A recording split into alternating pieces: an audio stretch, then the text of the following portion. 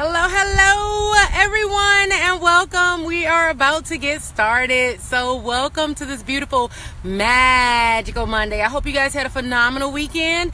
The weekend is to play hard. The weekdays are to express your gifts, express your talents, express your love, express your passions.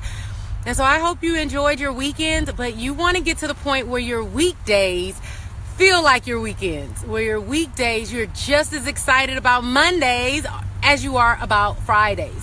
And so you can get to that point, but it just takes some restructuring, it just takes some prioritizing, and it just takes some belief in knowing who you are and what you're capable of. And once you know who you are and what you're capable of, then you will never go back to looking forward to just weekends. Daniel says it is every day. Yes, every day is a blessing. Every day is exciting. Every day is a day for you to make a difference in the world and really live to the fullest. So we're going to go ahead and get started. The topic for today, thank you guys for choosing my topic. It is called 10 Shocking Cost of Being Overweight. 10 Shocking Cost of Being Overweight. Hey, Cian is back in the house.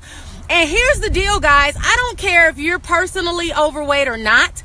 When I tell you these statistics in a second, you'll realize that many people are struggling with either being overweight, obese, or morbidly obese. And I will tell you the difference between all three. So first and foremost, my challenge, I usually give you guys a challenge at the end of my live streams, and the challenge deals with you. But today, the challenge is not going to deal with you per se. The message is your challenge. The challenge is going to just be to share this, because the statistics deal with a high percentage of people. So that means many people who follow you are suffering in silence when it comes to this. So I highly recommend that you share this. That's the challenge that I give you today, is to share this message. I think the share button is like at the bottom right hand side, something like that. Don't get blocked, because I see a few comments that are borderline about to get blocked. So don't get blocked. I really want you to be able to get this message, because you don't know what's in it for you. You don't want to mess up something that may benefit you or a family member who may be struggling with obesity or being overweight. So let's go ahead and jump to it. I'm going to give you the statistic, and after I give you the statistics, I will introduce myself in case you're brand new to my scope, and you'll know who I am. Hey, Eric is in the house.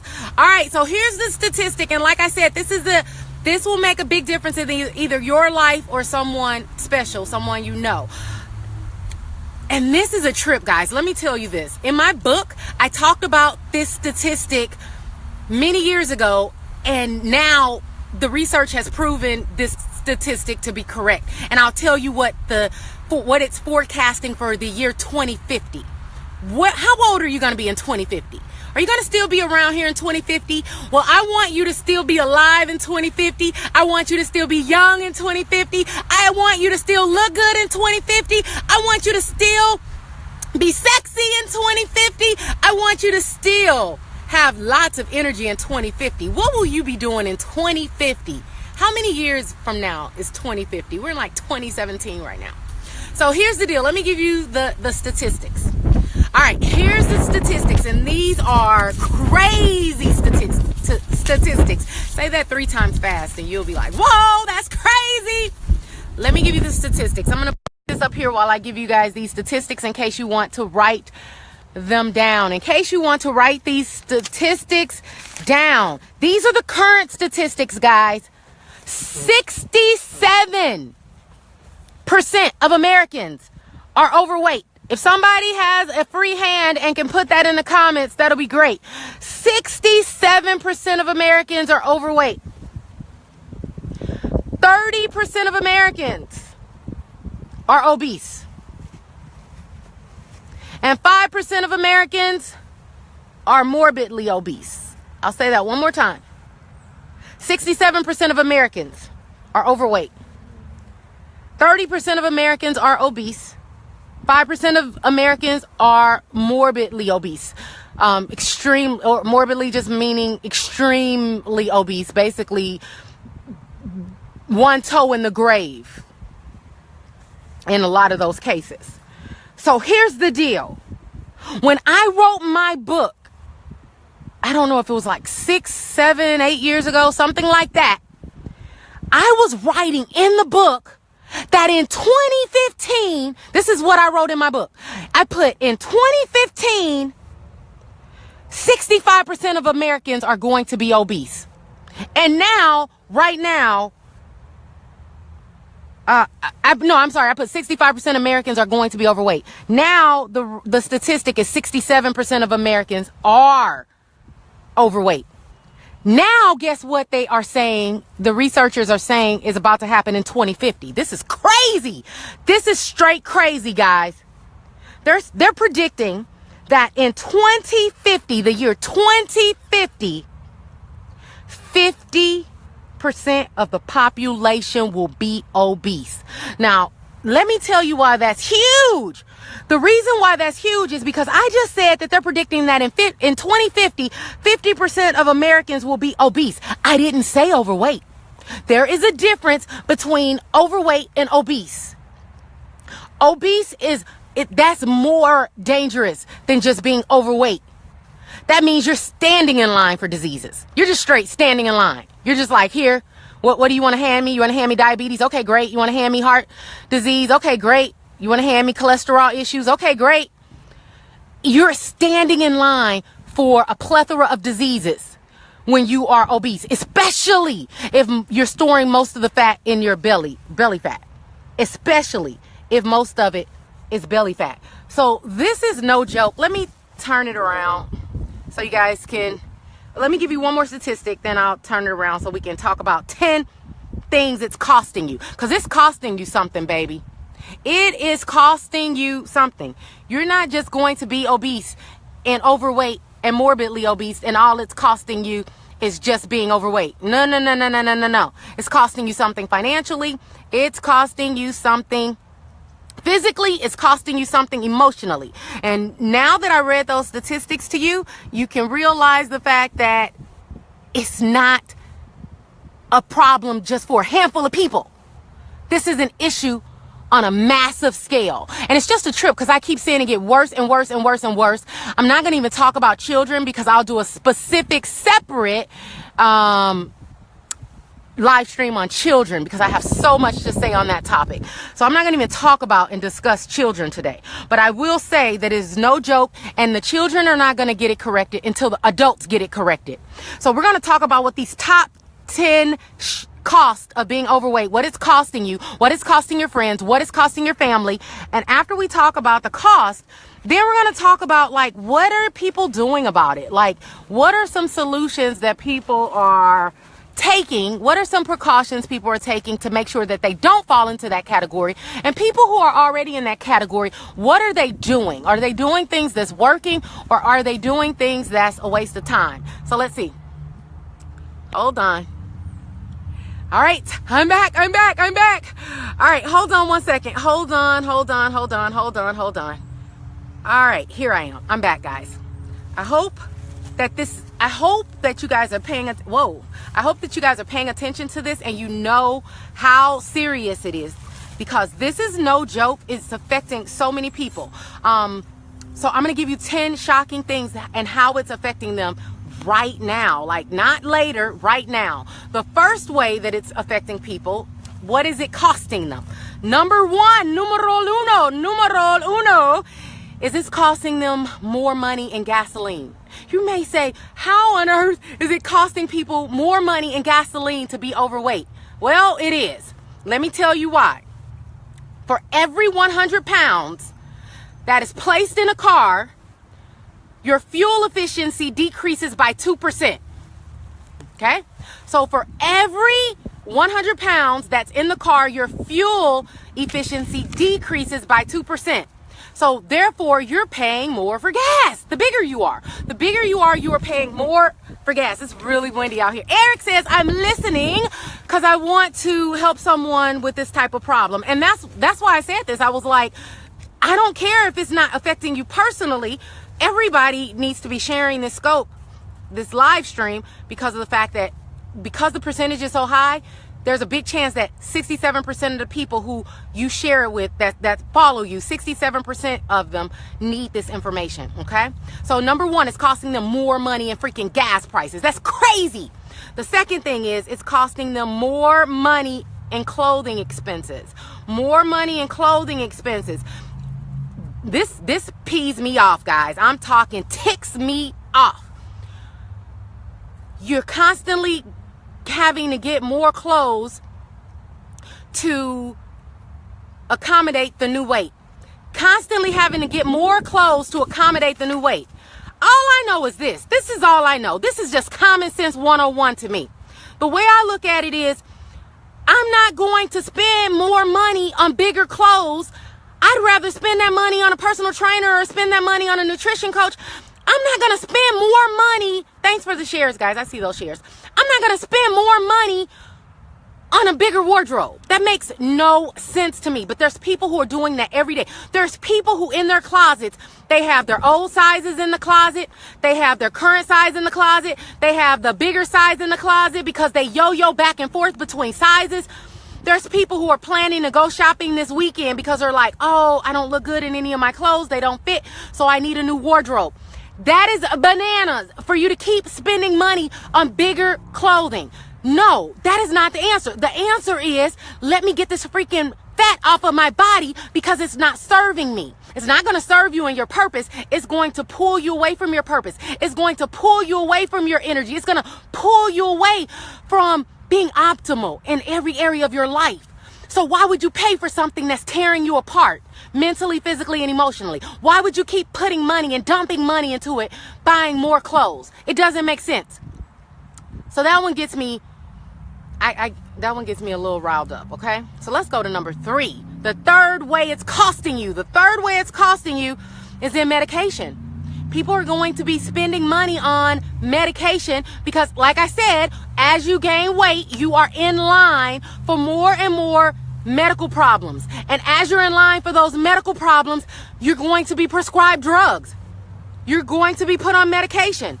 Diabetes costs alone range from $1,000 to $15,000 a year for meds for diabetes. $1,000 to $15,000 a year. That's why I laugh when people say it costs money or it costs too much to eat healthy. That is a joke. Are you kidding me?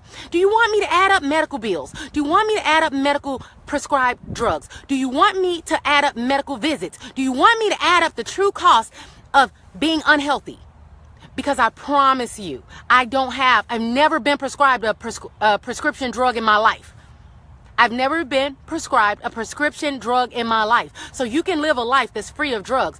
You can live a life where on my counter, all you'll see are supplements. And that can be you too. So if you have prescribed drugs, it doesn't mean you have to be on those prescribed drugs for life, but they'll tell you you will. And most people have to be on them for life because of the fact that they're not doing anything else. They're not changing their lifestyle. So if you're not changing your lifestyle, then yeah, you will be on them forever. But if you change your lifestyle, you don't have to be. So let's go ahead and talk about number 4. What is it costing you? Number 1 is costing you higher money in gasoline. Number 2 is costing you more in clothing expenses. Number 3 is costing you more in medication. Number 4 is costing you more in life insurance. Did you know that you have to pay $100 more a year for life insurance if you're overweight or obese or morbidly obese? A minimum of $100 more a year than a thinner counterpart. A minimum of $100 more a year than a thinner counterpart just by being overweight. They're already tacking on more money just by you being overweight. That's not even including if you've been diagnosed with some things. That's just what the scale says only. That's just what your body fat percentage says only. Okay? So number 5, travel. It's going to cost you more to travel. It's going to cost you more to travel. Did you know that if you cannot fit in a 17-inch seat on a plane, if you cannot fit on a 17-inch seat on a plane, then it's mandatory. They make you pay for 2 seats. If you cannot fit in 17 inches without spilling over into the other seat, they make you pay for 2 seats on a plane. That's just the plane. They're making the same rules when it comes to other forms of transportation. So again, it's costing you to travel. It's costing you to travel. Oh my gosh, guys. I was at, hold on, let me do this for a sec. Where was I at? I was at, a carnival. Oh, no. Either it was like a carnival, Six Flags, Grants Farm, SeaWorld, something like that. I was at one of those places, and they had a guy get out of his seat. He was on a carnival ride. They had him get out of his seat because the seatbelt would not go around him. And he made a joke out of it. He got off and he started laughing, and he said the struggle is real. And he started laughing, but that's not a joke. That cost him something. That cost him embarrassment in front of people. That cost him not being able to get on a ride with his family. That cost him literally having to make that guy's job more, having more steps in his job. Instead of just starting the ride, he had to come and check and try to see if it'll go across his belly and his body, and having to do more and test it. And sometimes they have to put you on a scale to see if you're over a certain limit before you can get on a carnival ride. Are you kidding me? Like, that alone should make you say, it's no way. It's no way. I'm going to give you one more example that I personally saw this happen to someone. So in this second case that I'm mentioning right now, this girl just looked overweight. She probably was obese, but to the average person that doesn't know, that does it, like I test a lot of people's body fat percentage and a lot of their weight, a lot, like thousands of people a month. So I know I can eyeball somebody and know what their body fat percentage is and come close to knowing what their weight is. But this person, to the average person, she probably looked overweight, not obese. And we were at an expo. And you know how they have those folding chairs at an expo. And she sat down in a folding chair, and it crashed, and her whole body came tumbling down to the ground. She literally fell flat on her butt at an expo full of hundreds of people walking around. It was inside of a mall, hundreds of people walking around. And again, if that doesn't motivate you, you shouldn't even get to the point where something like that has to happen to you. You shouldn't even get to the point where something like that is a possibility. You should make changes way before you get to that point. And I know this stuff doesn't happen in a day. You don't just have a certain lifestyle and then look up and the next day you're overweight or obese. It's a process. It starts happening week by week, month by month. That's why I said don't keep investing in bigger clothes. Because that means you're agreeing with it. That means you're in alignment with it. That means you're saying, you know what? Instead of doing something about it, let me just buy new clothes and just tolerate it. That's why I don't like Spanx. That's why I'm not an advocate for Spanx. Because if you put on a pair of Spanx, now you look halfway decent in clothes, and now you are basically lying to yourself saying it's not that bad. Let it all hang out and put your clothes on. Let it look like it's supposed to look. Let that motivate you. Let that say, you know what? This is not my body. This can't be real. How did I let myself go like this?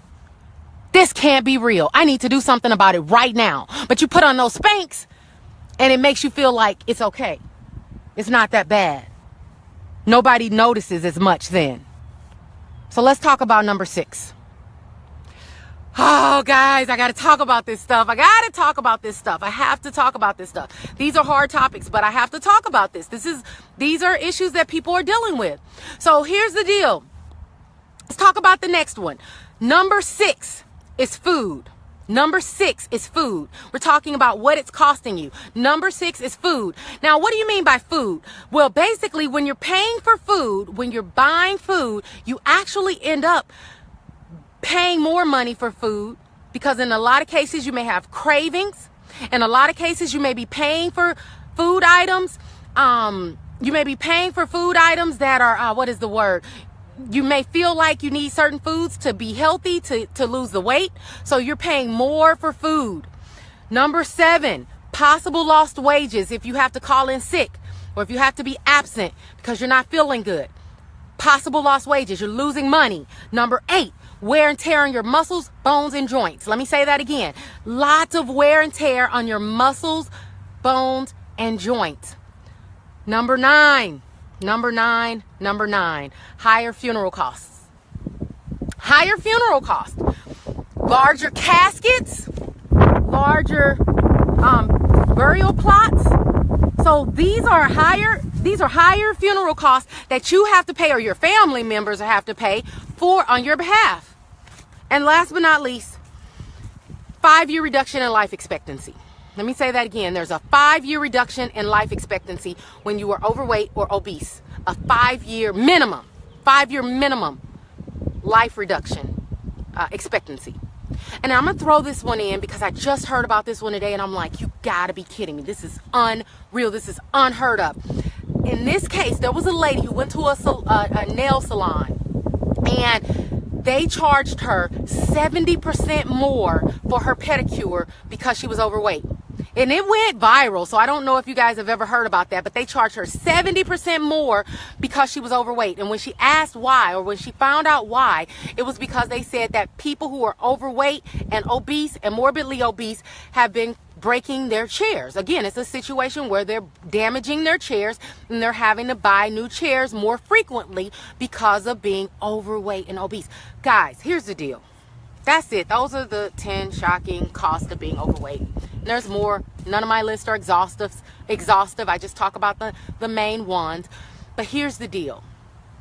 I'm going to tell you something that you're not going to hear often. I'm going to tell you something that most of you all are not even going to believe it when I tell you. You're not going to agree with me. Most of you are not going to agree with me. I don't care if you don't agree with me, but this is the truth. This is what's been my truth from my experience personally and from working with clients. It is simple to lose weight. Let me say it again. Because I said you're not going to believe me, so let me say it twice. Dos, uno. It is simple to lose weight. It is simple to lose weight. Easy? That's debatable. Simple? Yes. When you have the right plan, it is simple to lose weight. What's the struggle? Where's your struggle? I don't see any comments. I don't know if something's going on with my comments or if you guys just don't like this topic, but I don't see one comment. Let me see. Comments. Where art thou? Where art thou? Where is my comment? I don't see one. Okay, there's a comment.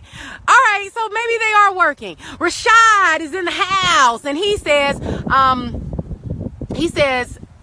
oh man, Rashad, put that back in there. I think I only saw, let's see, 2 other shit. I only saw that 198. That's what I saw. I think you put your weight is 198. I need you to put that in there again. I definitely need to see what your height is because that's imperative in order for me to comment on that.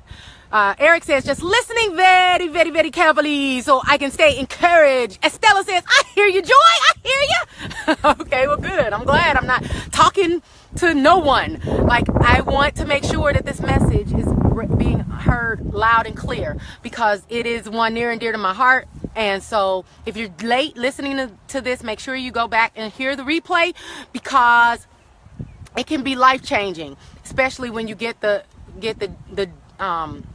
epiphany. Rashad says, okay, 6'2", 220. But they say I have to be 198 not to be overweight. Ooh, I'm so glad you said that. Thank you, thank you, thank you. Here's the deal, because I worked in the medical industry before I was in the wellness industry. I do not go off of what they say. I know what their charts are. I know what their charts are that says, okay, if you hit this number, you're overweight. If you hit this number, you're obese. If you hit this number, you're morbidly obese. Their scales are way too lenient. Way too lenient. They just told you if you get to one... No. Let me ask you a question, Rashad.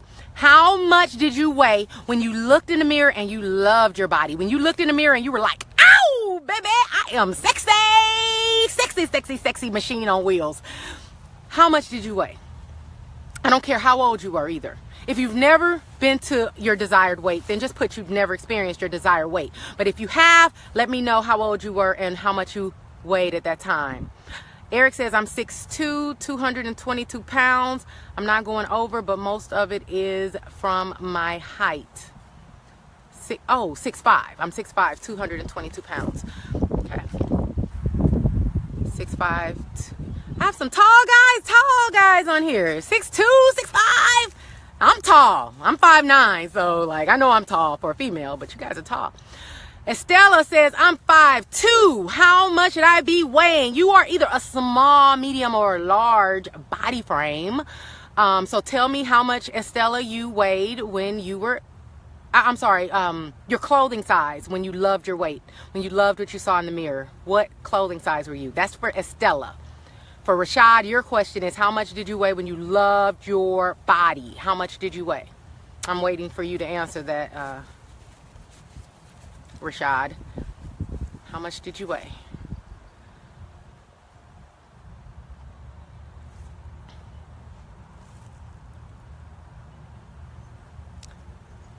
Oh, so at 220, at 220, you loved your body. 220, like loved it head to toe.